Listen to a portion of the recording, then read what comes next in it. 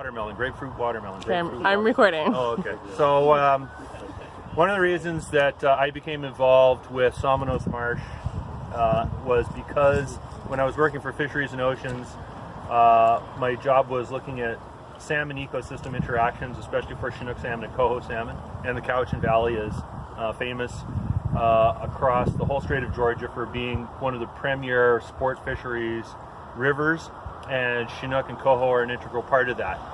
And so because it was in my own backyard, I wanted to find a way to get more directly involved. And one thing, Somenos Basin is really important for actually more salmon and trout than a lot of people realize, and historically it was probably even more the case.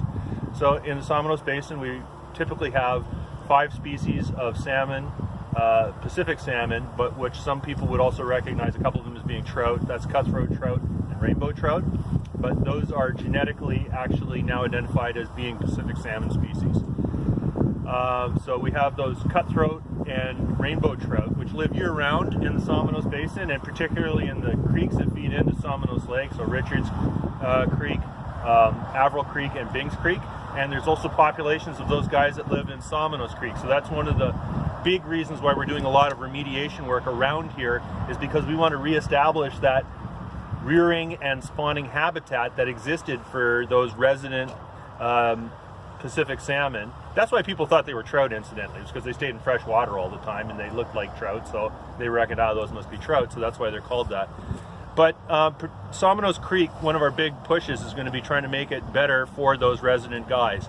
And so one of the big points here is water purification and water remediation, so that high quality water goes into the creek as opposed to the high phosphate, high pollution stuff, which is really compromising the habitat. And you'll see that high phosphate environment's been leveraged by invasives like parrot's feather to make the habitat really hostile to some of those native species. So we've got those 2 guys in here year round, but then we have more familiar Pacific salmon like chum, coho, and chinook, which use Somenos Basin seasonally in the case of chum and chinook.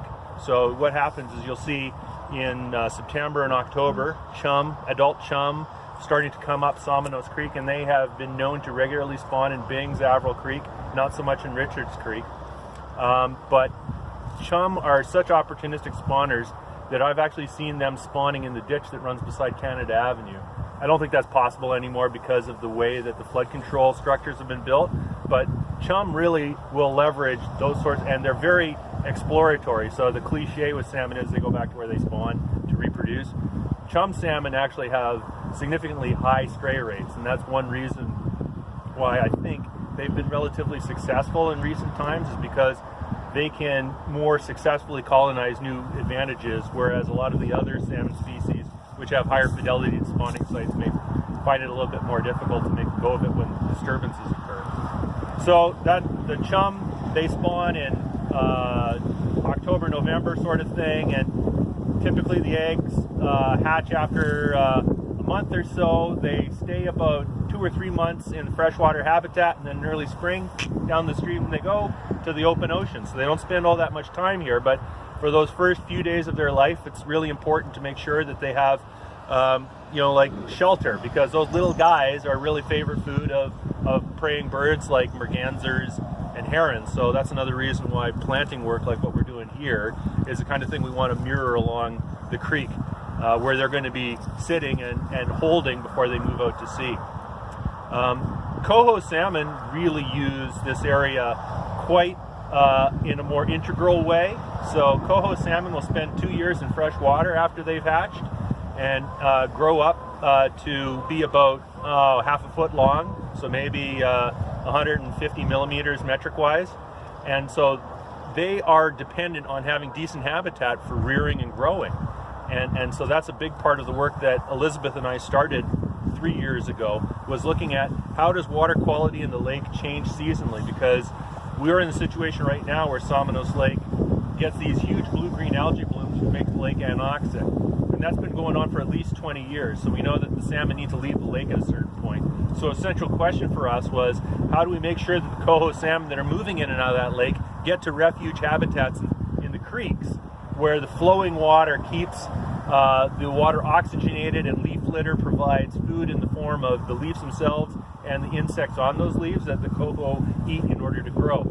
And that's another reason why the invasive parrot's feather is such a problem, because the parrot's feather promotes, or actually keeps water from flowing. So you don't get that mechanical mixing which puts oxygen into the water. And so that deoxygenation is really excluding coho salmon from a lot of those habitats. Plus it just provides a physical barrier between the fish and potential food sources and just moving around.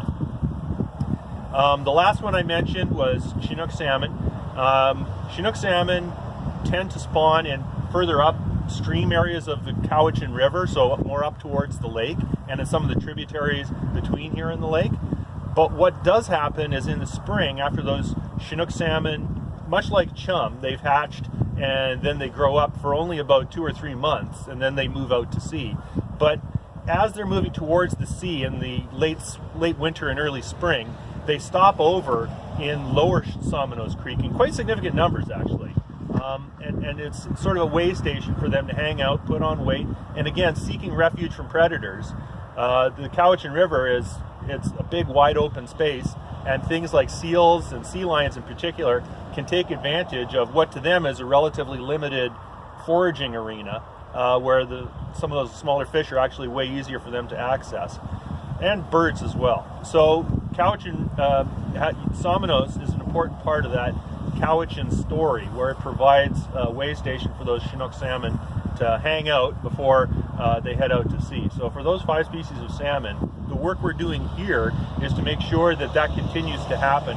And for something like coho salmon, I think the example that I like to draw upon is that each coho salmon that's caught in recreational fishery is worth about $500 in terms of people going out, buying gear, renting boat time, buying gas, services that they use in terms of food and drink and all the rest of it, not to mention if they're paying a guide outfitter. And so in a good year, we used to get 1,000, 2,000 coho salmon spawning in Richards Creek.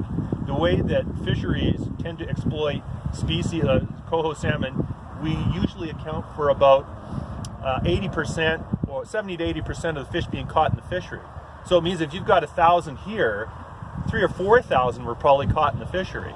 So 3,000 or 4,000 times $500, you're talking like hundreds of thousands of dollars of lost revenue if we allow that fishery to go by the wayside. And so the work we're doing here is not only contributing to ecological diversity and sustainability and something that's pleasing for us to know is in our own backyard, but also in a very real way to the economy and to the local society and helping foster a community that has fishing as an integral part of it.